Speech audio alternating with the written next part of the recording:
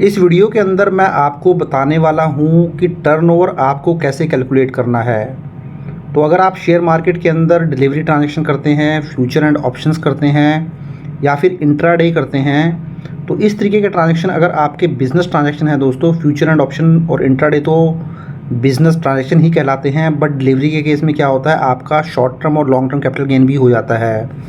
But अगर आप बहुत ज़्यादा फ्रीक्वेंट ट्रांजैक्शन करते हैं, आपका जो मेन बिज़नेस है, प्राइमरी बिज़नेस है, अगर वो जो है सेल परचेज़ करने का ही है शेयर्स को, तो उस केस में फिर वो जो है डिलीवरी के ट्रांजैक्शन भी बिज़नेस इनकम मान ली जाती है। तो इसलिए यहाँ पर जो टर्नओवर की कैलकुलेशन है वो बहुत ज़्यादा इंपॉर्टेंट हो जाती है, क्योंकि जो टर्नओवर की कैलकुलेशन करने का पर्पस होता है वो ये होता है कि आपको टैक्स ऑडिट करवाना है कि नहीं करवाना है। तो असेसमेंट ईयर 2024-25 की ITR आप फाइल करेंगे 31 जुलाई 2024 तक। तो चलिए इस वीडियो के अंदर मैं आपको बताता हूं कि किस तरीके से आपको जो है टर्नओवर की कैलकुलेशन करनी है, अगर आप फ्यूचर ऑप्शन करते हैं, इंट्राडे करते हैं या फिर डिलीवरी करते हैं।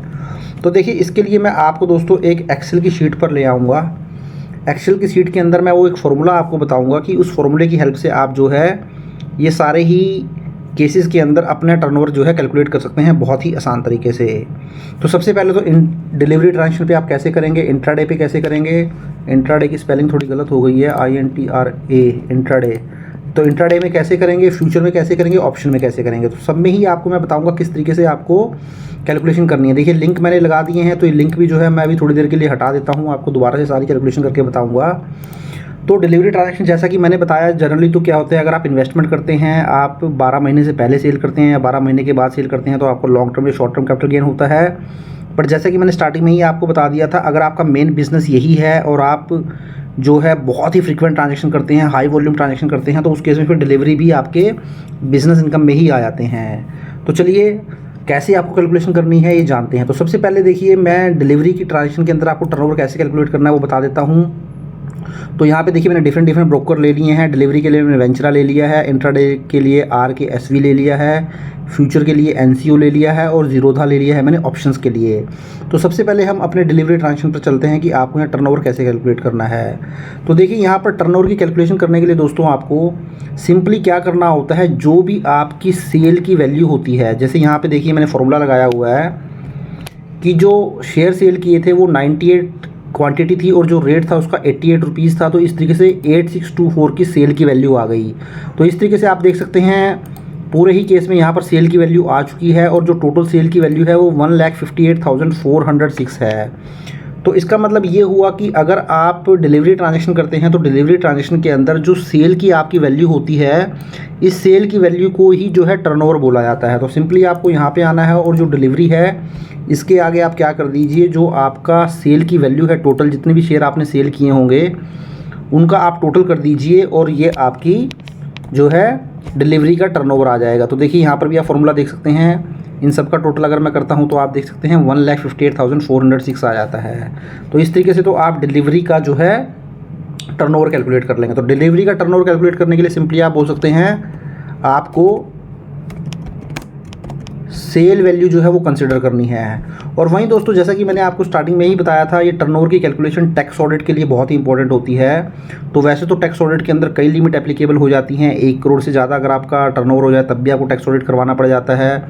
अगर आप प्रिजम्पटिव टैक्सेशन स्कीम में जाते हैं तो 2 करोड़ तक आप प्रिजम्पटिव बेसिस पर अपनी इनकम को दिखा सकते हैं, बट वहाँ पर 6% और 8% तो आपको मिनिमम प्रॉफिट दिखाना ही होता है। तो अगर आप वो मिनिमम प्रॉफिट नहीं दिखाते हैं, उससे कम दिखाने की कोशिश करेंगे तो फिर आपको टैक्स ऑडिट करवाना हो जाएगा।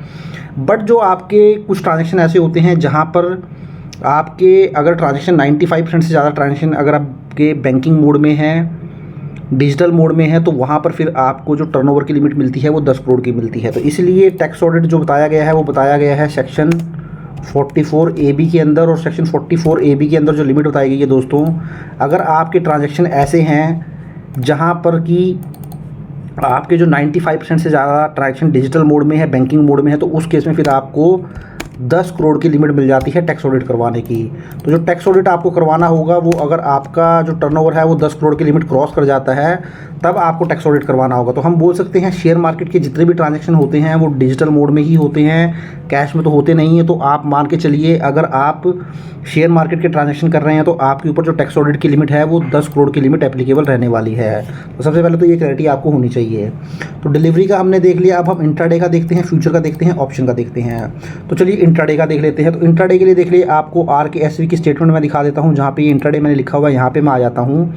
अब देखिए आपको यहाँ क्या करना है दोस्तों, तो यहाँ पे आपको देखिए दोस्तों क्या करना होगा, आप यहाँ पर भी देख सकते हैं आपकी बाय क्वांटिटी हैं, आप देख सकते हैं यहाँ पे आपकी बाय क्वांटिटी हैं और आपका बाय रेट है और आपकी बाय अमाउंट है। तो ये आपकी देखिए सकते हैं परचेज अमाउंट आ गई, इसी तरीके से सेल क्वांटिटी, सेल रेट और सेल अमाउंट आ गई। तो ये आपकी सेल अमाउंट आ गई है। अब देखिए ये आपका जो है डिफरेंशियल अमाउंट जो है ये आपका प्रॉफिट एंड लॉस आ गया है। तो अगर आपको अगर ये चेक करना चाहते हैं कि प्रॉफिट है लॉस है, तो देखिए 156,62 में से अगर आप 154.93 लेस कर देंगे तो देखिए 168 का प्रॉफिट है। अगर मैं इसको नीचे तक खींच देता हूँ पूरे फॉर्मूले को, तो आप देख सकते हैं 3224, तो 3224 का यहाँ आपको प्रॉफिट है। बट जो टर्नओवर की कैलकुलेशन की जाती है यहाँ पर दोस्तों, यहाँ पर टर्नओवर किसको कंसिडर किया जाता है, तो देखिए यहाँ मैं टर्नओवर की कैलकुलेशन करके आपको बताता हूँ। एक्चुअली यहाँ पर आपको जो है जो रियलाइज प्रॉफिट है उसका एब्सोल्यूट टर्म में आपको कैलकुलेट करना होता है। तो रियलाइज प्रॉफिट को आपको एब्सोल्यूट टर्म में कैलकुलेट करना होता है। इसका मतलब क्या होता है, तो देखिए टर्नओवर में आपको सिंपली करना क्या है कि जो आपका नेगेटिव वैल्यू है, जैसे आपका ये प्रॉफिट है 168 का, यहाँ 181 का लॉस है, यहाँ प्रॉफिट है, ये देख सकते हैं 1217 को 3143 का लॉस है। तो मैं लॉस को जो है थोड़ा हाईलाइट कर देता हूँ रेड से, ये लॉस है आपका, और ये नीचे आपका 140 रुपीज़ का लॉस है। तो देखिए यहाँ पर आपने जो है लॉस किए हैं, तो आपको सिंपली करना क्या होता है, जो आपकी ये लॉस की फिगर है आपको इसको पॉजिटिव में कन्वर्ट करना होता है, मीन्स प्रॉफिट में कन्वर्ट करना होता है। बाकी जो प्रॉफिट है आपको ऑलरेडी पॉजिटिव में वो तो है ही। तो इसलिए आप फॉर्मूला सिंपली क्या यूज़ करें, यहाँ पे इक्वल टू लगा दें, ABS ले लें यहाँ से, उसके बाद जो ये आपका प्रॉफिट है इसके ऊपर आप कर्सर रख के इसको ब्रैकेट क्लोज कर दें। तो इस तरीके से आपको देखिए इसको नीचे तक आप खींचते हैं फॉर्मूले को, तो आप देख सकते हैं देखिए जो आपकी नेगेटिव फिगर थी, जैसे -181 था, तो ये आपका पॉजिटिव हो चुका है। इसी की तरीके से 1217 और 3143 नेगेटिव फिगर थी, ये भी आपकी पॉजिटिव हो चुकी है। 40 की नेगेटिव फिगर थी, ये भी आपकी पॉजिटिव हो चुकी है। तो इस तरीके से देख सकते हैं आपका जो प्रॉफिट था 3224 का, अब जब आपने लॉस को भी प्रॉफिट में कन्वर्ट कर लिया, तो अब आपका जो टर्नओवर है इसी को हम टर्नओवर बोलते हैं। तो इस तरीके से आप देख सकते हैं आपका जो टोटल टर्नओवर आ चुका है दोस्तों, वो 12,386 का आ चुका है। तो ये होता है इंट्राडे में टर्नओवर कैलकुलेट करने का तरीका। तो आप यहाँ पे आएँ समरी में, अब इंट्राडे के आगे आप क्या कर सकते हैं, सिंपली यहाँ पे जाएं और इसको लिंक कर दें। तो ये आपका हो गया इंट्राडे का टर्नओवर। तो आप बोल सकते हैं इंट्राडे के टर्नओवर में आपको क्या कंसिडर करना होता है, तो यहाँ आपको लेना होता है दोस्तों absolute sum of realised profit. तो यहाँ आप एब्सोल्यूट सम ले लेते हैं रियलाइज प्रॉफिट का, या सिंपल सी भाषा में आप ये बोल सकते हैं कि जो प्रॉफिट है वो तो आपको लेना ही लेना है, प्लस आप इसमें क्या कर देंगे, आप इसमें कर देंगे positive value of loss. Means profit तो ऑलरेडी पॉजिटिव में था आपका, बट जो लॉस नेगेटिव था उसको भी आप पॉजिटिव कर लेंगे। जैसे मैंने आपको यहाँ पे करके दिखाया अभी, जैसे 181 को मैंने पॉजिटिव 181 में कन्वर्ट कर लिया, 1217 और 3143 को मैंने पॉजिटिव फिगर में कन्वर्ट कर लिया। तो सिंपल सी भाषा में आप बोल सकते हैं absolute sum of realised profit, या बहुत ही आसान शब्दों में प्रॉफिट ले लेंगे प्लस जो लॉस है उसको पॉजिटिव वैल्यू में कन्वर्ट करके वो ले लेंगे। तो ये आपका इस तरीके से जो है कैलकुलेट हो जाएगा इंट्राडे का टर्नओवर। तो अब हम फ्यूचर की बात करते हैं। तो फ्यूचर में आपको कंसिडर करना है, तो फ्यूचर के लिए देखिए दोस्तों यहाँ पे NCO फ्यूचर है, यहाँ पे कैसे कैलकुलेट करना है इसको देख लेते हैं। तो यहाँ पर भी मैं जो है टर्नओवर मैंने जो है निकाला हुआ है, तो दोस्तों इसको भी मैं एक बार के लिए डिलीट कर देता हूँ। तो यहाँ पर भी आप देखेंगे जो फ्यूचर में आप ऊपर से देखिए चेक करते रहेंगे, तो देखिए यहाँ से आपको पूरी स्टेटमेंट मिल जाएगी, और यहाँ पे आपको टर्नओवर भी आपका जो है ब्रोकर प्रोवाइड करवा देता है, बट मैं फिर भी आपको स्टिल बता रहा हूँ कैसे आप कैलकुलेट कर सकते हैं। तो देखिए 14,228 का जो है टर्नओवर यहाँ पे ऑलरेडी बताया हुआ है। तो यहाँ पे भी सिंपली देख सकते हैं आपको बाय वैल्यू मिल जाएगी, आपको सेल वैल्यू मिल जाएगी, उसके बाद आपको यहाँ रियलाइज प्रॉफिट एंड लॉस मिल जाएगा। तो यहाँ पर भी आप फॉर्मूला देखेंगे, देख सकते हैं आप, अगर आप सेल वैल्यू माइनस करेंगे बाय वैल्यू, तो आप देख सकते हैं 1500 का लॉस हो गया। इस तरीके से को नीचे खींच दीजिए, तो इस तरीके से 4538 का आपको टोटल लॉस हो गया। तो यहाँ पर भी जो आपका प्रॉफिट एंड लॉस है वो आपको नहीं लेना है, या आपको जो है सेल वैल्यू नहीं लेनी है, बाय वैल्यू नहीं लेनी है। तो यहाँ पर भी सेम वही इंट्राडे वाला फॉर्मूला ही काम कर जाएगा।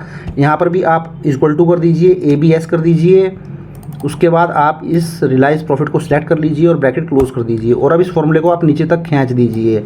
तो यहाँ पर भी जो भी आपकी देखिए नेगेटिव वैल्यू थी उसको आपने पॉजिटिव में कन्वर्ट कर लिया, जो पॉजिटिव में था वो ऑलरेडी पॉजिटिव में था। जैसे 6553 नेगेटिव था, 1500 रुपीज़ नेगेटिव था, 1330 नेगेटिव था। तो ये 3 फिगर आपकी नेगेटिव थी, तो देखिए आपकी पॉजिटिव में कन्वर्ट हो चुकी है। तो इस तरीके से देख सकते हैं आपका जो टर्नओवर है 14,228 का आ चुका है, और ये आपकी ब्रोकर ने जो डिस्क्लोज़ किया था आपकी प्रॉफिट एंड लॉस स्टेटमेंट में, ये उससे एग्जैक्टली मैच कर रहा है। तो यहाँ पे आप आएँ समरी में, और फ्यूचर के अंदर भी देखिए दोस्तों आप ये फार्मूला लगा सकते हैं और आपका ये टर्नओवर कैलकुलेट हो चुका है। तो यहाँ पर भी सेम फार्मूला काम किया, तो आप यहाँ पर भी ये सेम फार्मूला कॉपी पेस्ट कर सकते हैं। अब हम ऑप्शन में आ जाते हैं, तो अब ज़ीरोधा के ऑप्शन में चले जाते हैं दोस्तों। तो आप यहाँ जब ऑप्शन में आएंगे तो देखिए ज़ीरोधा में भी आपको टर्नओवर जो है आपका ब्रोकर बता देता है। तो देखिए यहाँ पर भी बताया हुआ है कि जो आपका टर्नओवर है वो 12,18,372 का है। बट यहाँ पर आप कैसे कैलकुलेट करेंगे, तो देखिए यहाँ पर भी आपको बाय सेल वैल्यू सब मिल जाएगा, रियलाइज प्रॉफिट मिल जाएगा।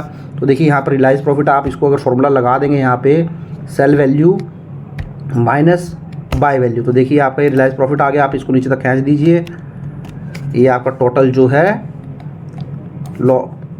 प्रॉफिट लॉस आ चुका। तो यहाँ पे मैं सब टोटल का फॉर्मूला भी लगा देता हूँ। देखिए सब टोटल सम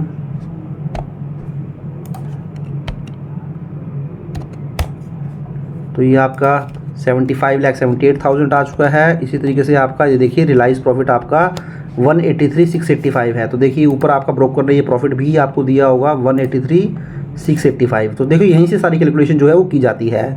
तब इसका टर्नओवर देखिए हम कैलकुलेट करते हैं। तो इसका टर्नओवर कैलकुलेट करने के लिए भी सेम दोस्तों वही फॉर्मूला काम करेगा। तो यहाँ पर भी एक बार मैं देखिए दोस्तों डिलीट कर देता हूँ इसको। तो यहाँ पर भी आपको सिंपली क्या करना है, जो आपका ये रियलाइज प्रॉफिट एंड लॉस आया था, यहाँ पर भी आपको जो नेगेटिव वैल्यू होगी उसको पॉजिटिव में कन्वर्ट करना होगा। तो पॉजिटिव में कन्वर्ट करने के लिए मैंने आपको फॉर्मूला बता दिया है, इक्वल टू ABS। सिंपली आपका जो प्रॉफिट या लॉस है उसको सेलेक्ट कर लीजिए, ब्रैकेट क्लोज कर दीजिए, और अब इसको आप नीचे तक ले लीजिए। तो आप देख सकते हैं आप 12,18,372 जो कि एग्जैक्टली जो आपके ब्रोकर ने आपका डिस्क्लोज किया है P&L के अंदर उससे मैच हो जाता है। तो इस तरीके से फ्यूचर एंड ऑप्शन का भी आप जो है टर्नओवर ऐसे कैलकुलेट कर सकते हैं। और मैं अगर इसके टर्नओवर पे आता हूँ, देखिए यहाँ से आप लिंक कर दीजिए इसको, यहाँ से मैं लिंक कर देता हूँ। तो देखिए आपका जो टोटल टर्नओवर आ चुका है दोस्तों वो आ चुका है 14,03,392, और सेम यही फॉर्मूला यहाँ पर भी काम कर गया है।